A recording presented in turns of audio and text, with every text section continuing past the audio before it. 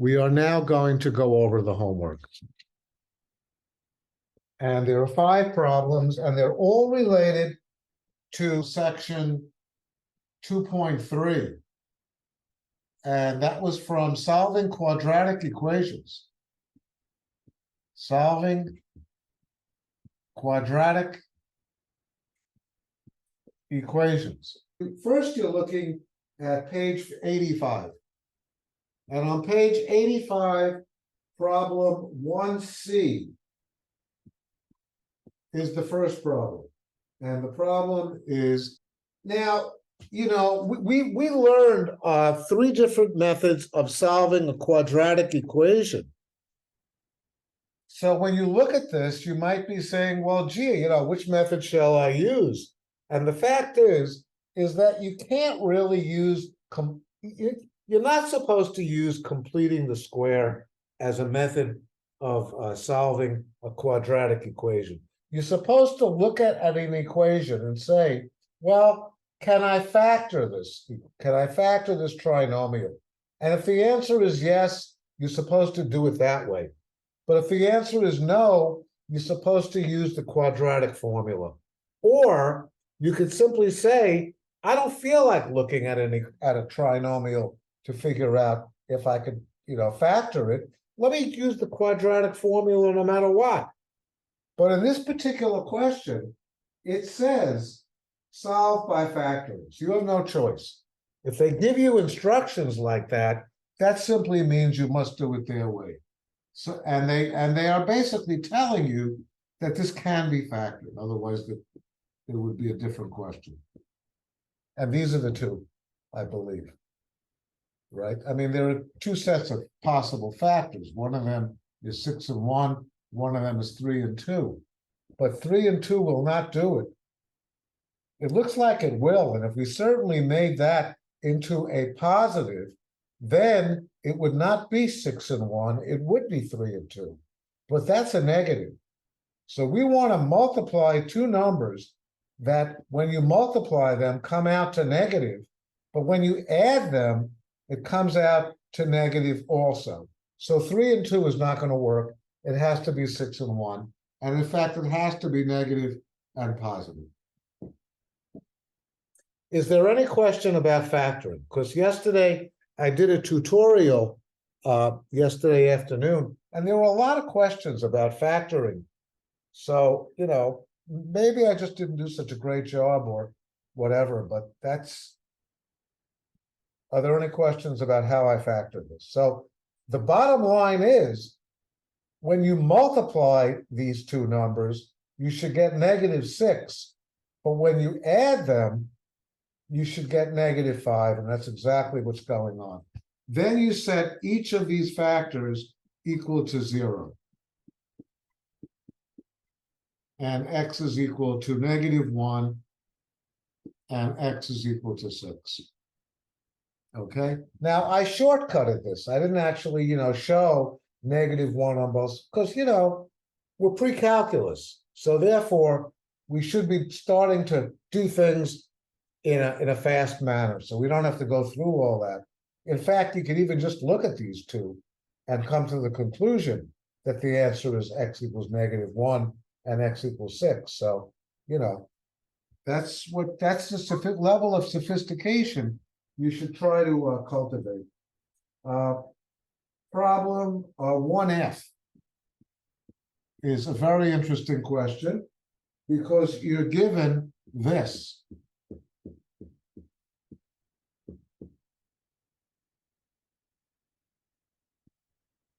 See, when I look at the previous question and I look at this question, to me it becomes obvious why this is called intermediate algebra and pre-calculus. This question is like, you know, kind of like a basic algebra question. This is a little more complicated. I wouldn't say it's pre-calculus. I'd say it was intermediate algebra because there's a lot of things going on. Number one, this looks nothing like this. And yet we're told that we have to solve it by factoring. So somewhere along the line, after we do all the things that, you know, square this and then bring over, that it's going to come out to be a factorable trinomial. So we know that for a fact. Now you do this part first. And what you're doing is x plus 1 times x plus 1 is equal to 3x plus 7. And this becomes, and I'm doing this for you, you should start to figure out that this is the way it's done, and maybe even try to do it mentally if you possibly can. But this is what happens.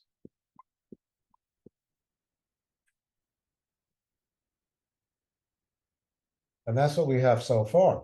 Now, what you need to do is bring over the negative 3x and bring over the 7. So that's what we are now doing. And this becomes x squared minus x minus 6 equals, this everything cancels out here, equals 0. So there it is. And that's exactly the way we want it to look. So we took this rather complicated looking equation, and this is what we want it to look like. A trinomial, all the terms on one side. And in fact, this is a good problem. First of all, there are any questions about what I did to get from here to here?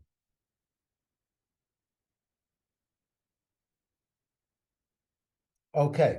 Well, remember when we were playing around with the factors 6 and 1, and I said, well, it was 6 and 1. It couldn't possibly be 3 and 2. Well, now it's 3 and 2. Now it's 3 and 2. Because 3 times 2 equals 6, and 3 minus 2 equals 1. So this is a negative and a positive.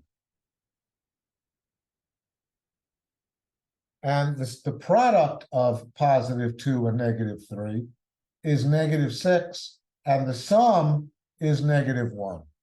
And then from here, you could go with, these are the two answers.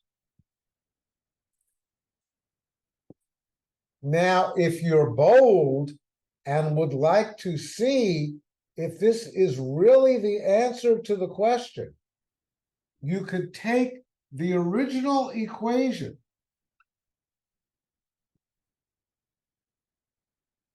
and substitute both answers. Let's do the easy one. Let's do the 3. 3 plus 1 squared, is this equal to this? Well, this is 4 squared is 16.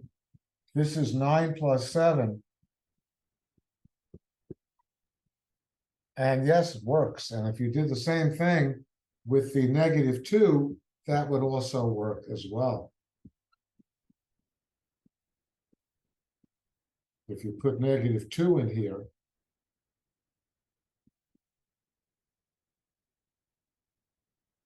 now this comes out to negative 6 plus 7 is 1, and this comes out 1 squared, which is 1. So that works. See, there's a little bit of a check just to prove to yourself that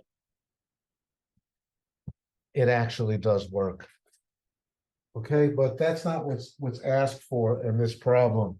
All they want you to do is solve it. Okay, that's how you solve an equation, by factoring. Then we come to page 86. Problem 3D. And you are given this equation, and you're told to solve the equation by completing the square.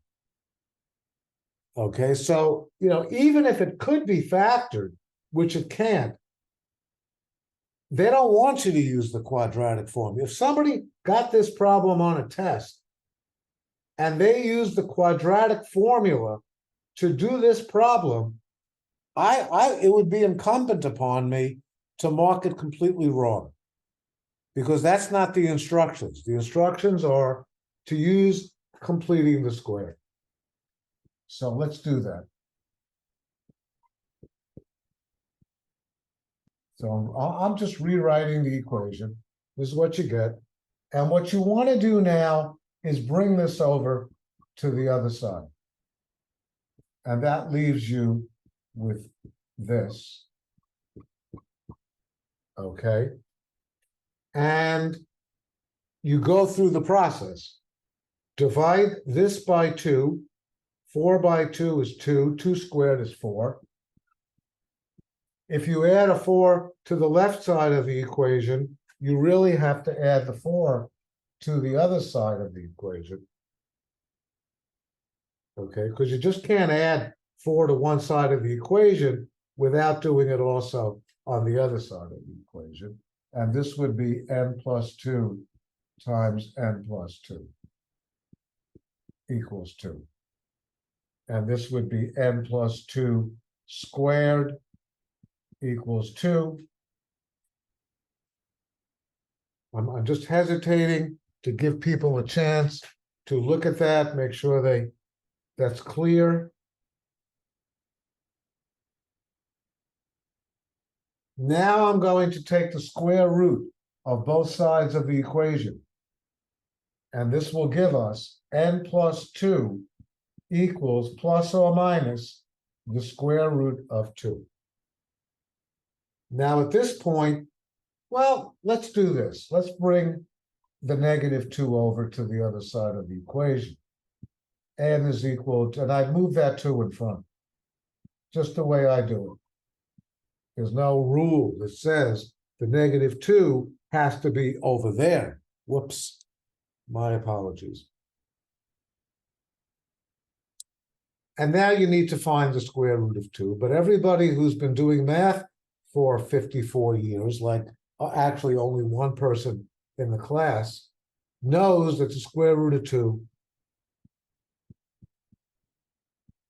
is equal to 1.4. But if you didn't know that, and you don't have that level of experience, which is weird to begin with, you would go to your calculator. Your calculator. Turn it on. Clear it. Second function, x squared. And put in 2. Close the parentheses. Press equals. And there it is, 1.414. But 1.4 to the nearest 10. From here, you go in 2 directions. N is going to be equal to negative 1.2 plus 1.4, and n equals negative 2 minus 1.4. And the answer would be 0.2. Over here and over there, it would be negative 3.4. And that's the complete problem from beginning to end. So the answer is truly negative 0.6. Now, if you wanted to do this problem, so how would you get that? It would, it's a negative 2 and a positive 1.4. Now it's even more, more significant. So, what's the answer here? The answer is 0.6. And because the 2 is larger than the 1.4, that's negative. Want to see something very interesting? If you add negative 0.6 and negative 3.4, what do you wind up with as an answer? If you add these 2 answers, what do you wind up with? Negative 4. Good. Does the negative 4 have any significance in anything we have up here?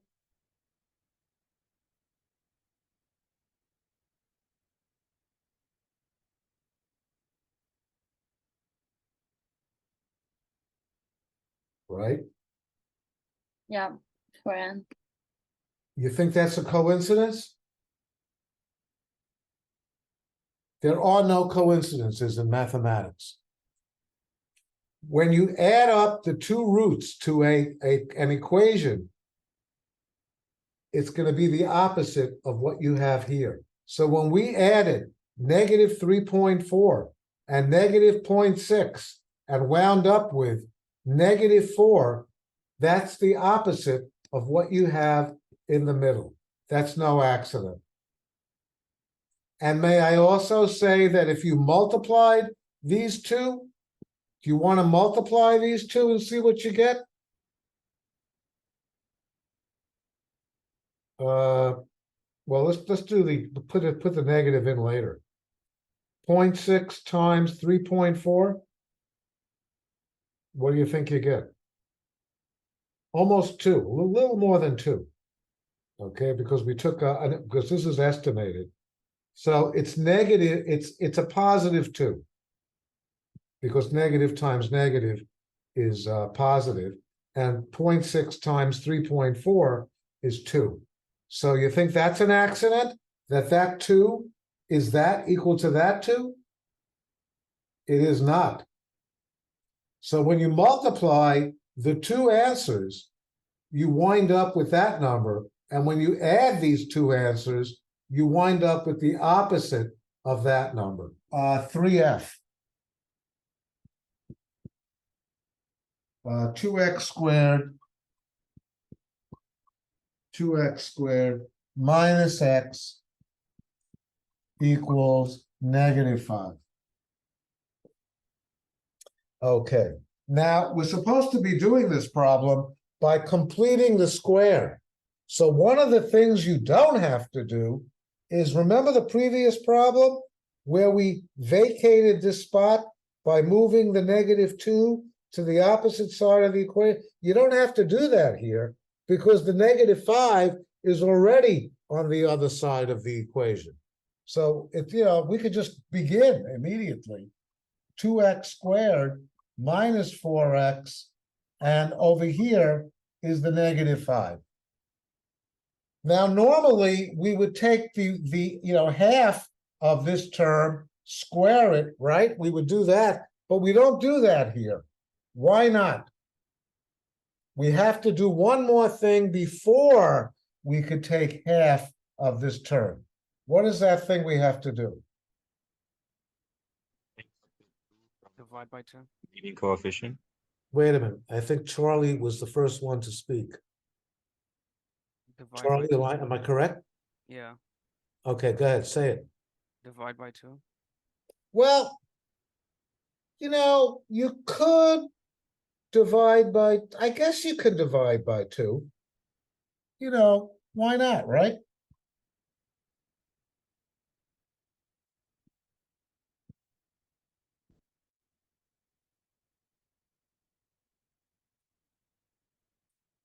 Sure, why not? It's a correct answer. I wasn't thinking of that. What was I thinking of?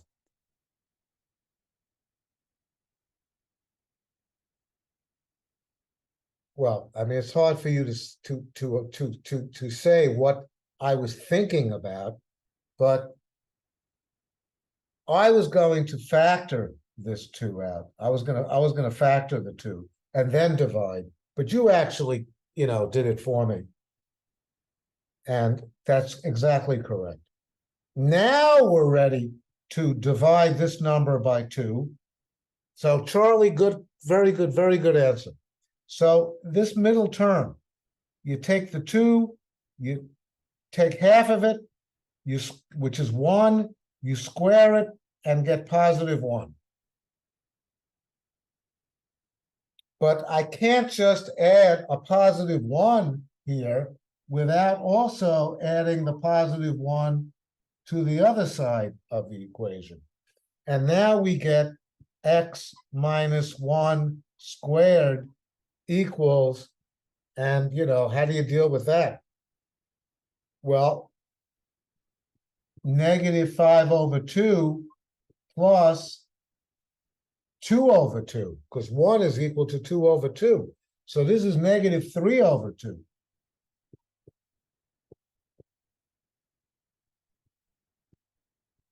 Did you understand what I just said?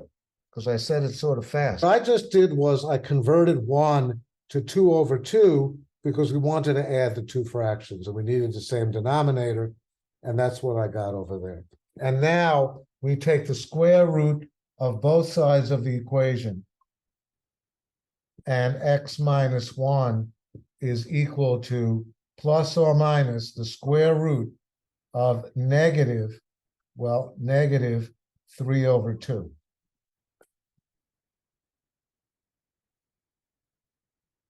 And then, well, we don't need these parentheses anymore, right? Because it's not being raised to the second power, so we don't need to do that. Okay. All right, so let's bring the 1 over here. And we get x is equal to 1 plus or minus the square root of negative 3/2. You know what I would do here? Well, how would somebody do this problem? No, nobody? Nobody could possibly. Maybe make it an imaginary number. Yeah, exactly, Talia, exactly. That's what you need to, that's the first thing you need to do.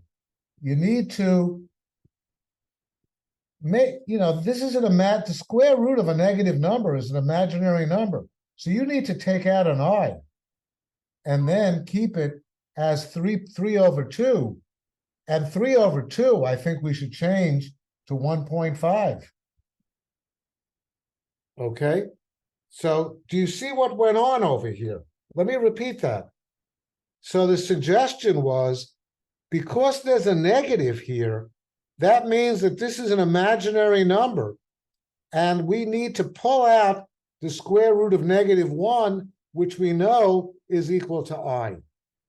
And then in the same step, I figured that finding the square root of a fraction is not my cup of tea. Therefore, I changed 3/2 to the decimal equivalent, which is 1.5.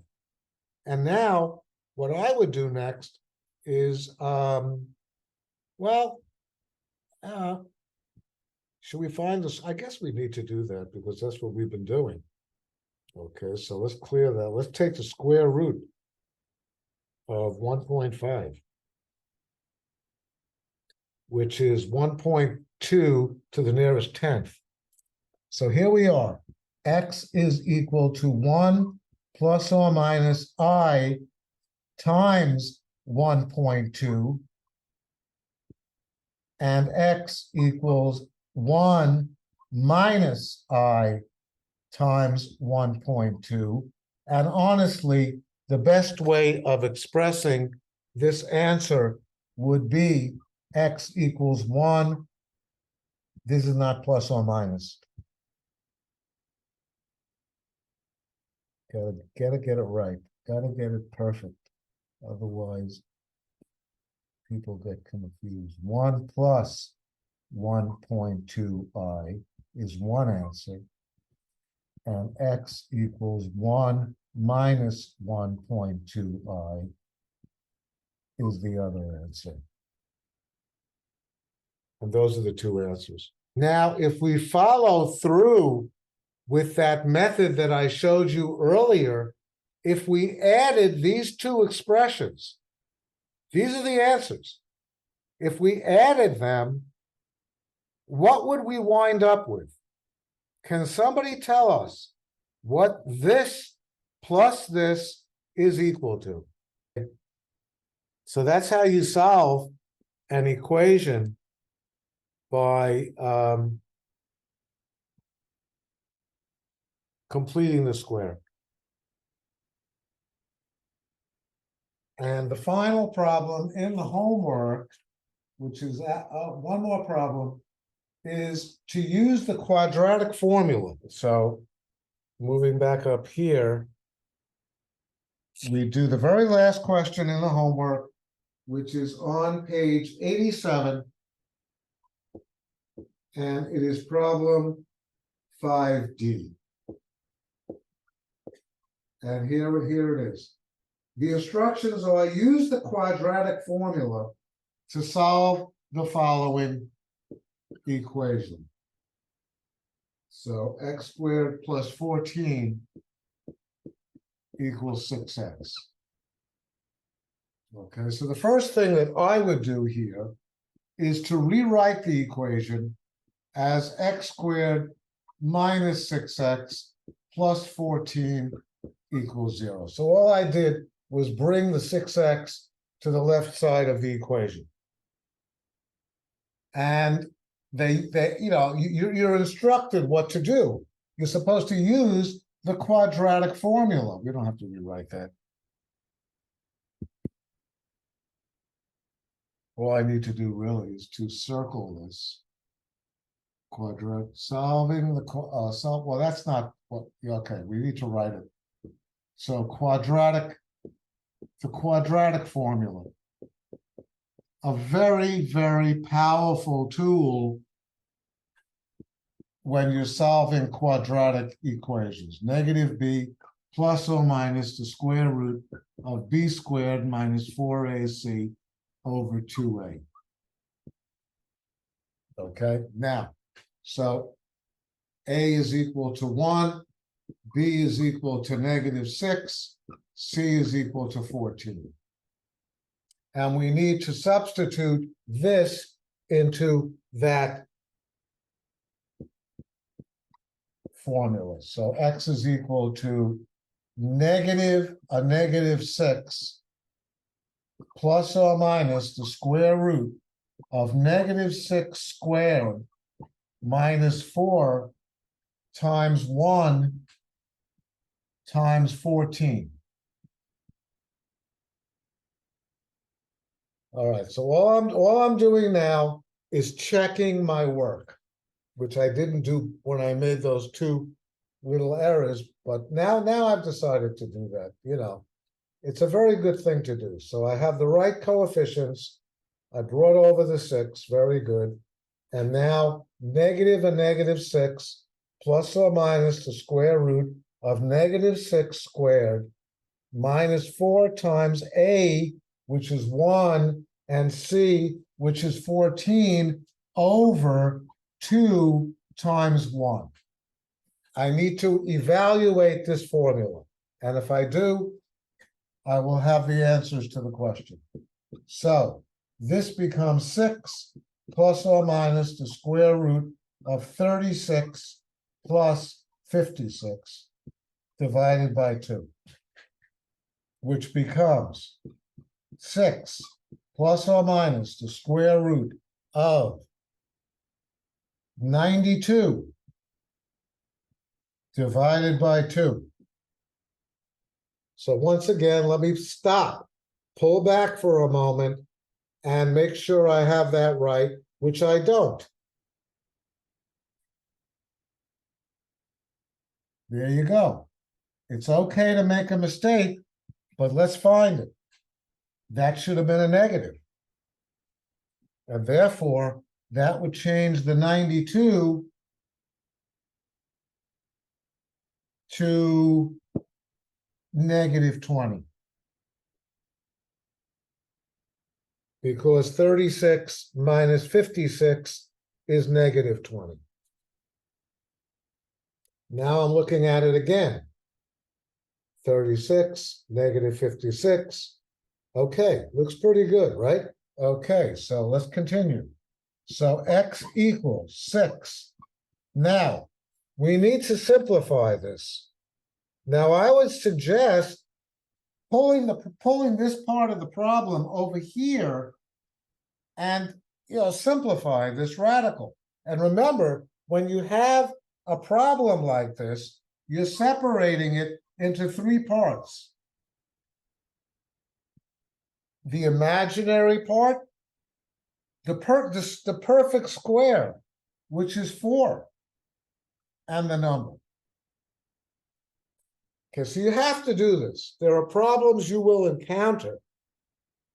I believe there's either a question on the next test or on the final exam. This is very important. You must do this. When you get a square root of a negative number like this needs to be simplified, because you never know what's going to happen, and you'll see that something indeed does happen. So that becomes I. The square root of 4 is 2 times the square root of 5, switching around, these two, which makes this look a little more presentable. This is what you get. So instead of that, we get 2I times the square root of 5 over 2. Is the problem over? No, it's not. Because you see this, we could factor a 2 out of this expression. And you wind up with 3 plus or minus I times the square root of 5 over 2. So let me just go through that again for you, because this comes up. I remember this from somewhere in the course. We were here. So the first thing I did was take the square root of negative 20 out of the problem, because, it shouldn't be mixed up in the problem here. Do it on the side. Take the square root of negative 20 and change it the way I did right here. That's I, that's 2I times the square root, put it back in to the problem. Then I saw something going on. Now, so why would I factor out a 2? I factored out this 2 because I saw that when you factor out a 2, all you need to do next is go like that. And the answer is 3 plus or minus I times the square root of 5. That's a good enough answer right there.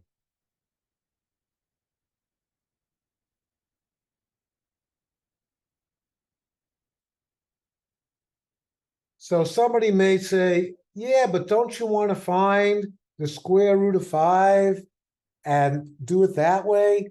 The answer is not really. You don't have to do that.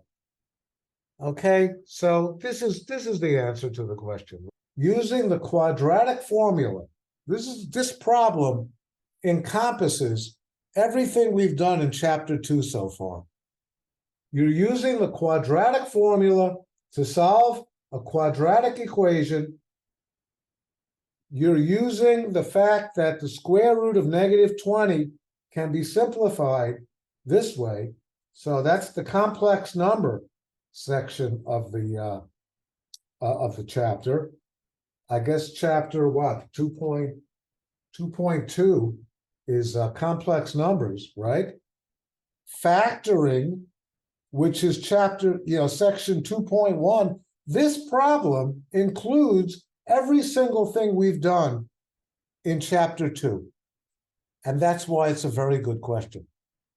Professor, this is Rose. Yes, Rose. I'm just a little confused at the part where it says x equals 6 plus or minus 2I.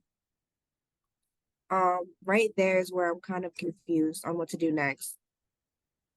So you understand how I got from here to here, right? Yes. So it's from here to here that you don't understand. Yeah. Okay. So I decided that since there's a 6 here and a 2 there, that I could factor out a 2. And that's what I did here. So 2 times 3 is 6, and 2 times I times the square root of 5 is 2I times the square root of 5. And the reason I factored is because I saw that there was a 2 in the denominator. So if I could factor out a 2 in the numerator, I could cancel out the 2's. And that's why I did that. I factored out a 2 here because then I wanted to cancel out these 2's down here. And then that brought me to this answer. All right. Thank you so much. Well, but you understand what I said. Yes. Excellent. Thank Sorry, you. Professor Thank Elisa, you I have for a listening. question. Yes, Elisa, go ahead. Do we need to simplify like all the time when we use the formula or not? Or Do- just in this case, for Do we example? need to simplify in what? like, do we need to simplify? Like, for example, in this case, it was like -20. And my question is, do we Yes, need to- yes, Okay. yes, yes. okay, The answer is yes. And the reason is that it's a pre-calculus class. And these are things that you need to be able to do in order to solve more difficult problems to come later. This is a what I did here from this point to this point is very important. What went on from here to here. And that's why I took time to show how this became this. And we put that back, and then I factored it. This is all very important stuff in your knowledge of pre-calculus, yes. So the answer is, you know, if somebody simply left the problem like this, right, I'd have to take points off. oh, okay, If this were a test question worth 10 or 12 points, I'd have to take points off because it's not completely simplified. At least you should go from here to here. At least, because, you know, the square root of -20 is not in simplest form. And that's why I did this. But let's, you know, but you should go even further and notice that 2 into 6 is 3, and 2 into 2 is 1. I mean, you don't have to do the factoring. You could have just said 2 into 6 is 3, and 2 into 2 is 1. You could have done it that way without necessarily factoring. In other words, if you had just gone like this, x equals 6 plus or minus 2i times the square root of 5 over 2, and you just said, well, wait a minute, 2 into 6 is 3, and 2 into 2 is 1, you know, I would have said, fine, that's good. But I'm afraid, to tell you the truth, that somebody is going to look at this problem. I've seen this, you know, having been around for so long, really. I've seen people go like this. This, to me, keeps me up at night. This is scary right here. See what I did here? That's scary. And that's why I factored out the 2. If you factor out the 2, then you just cancel it out, and that's it.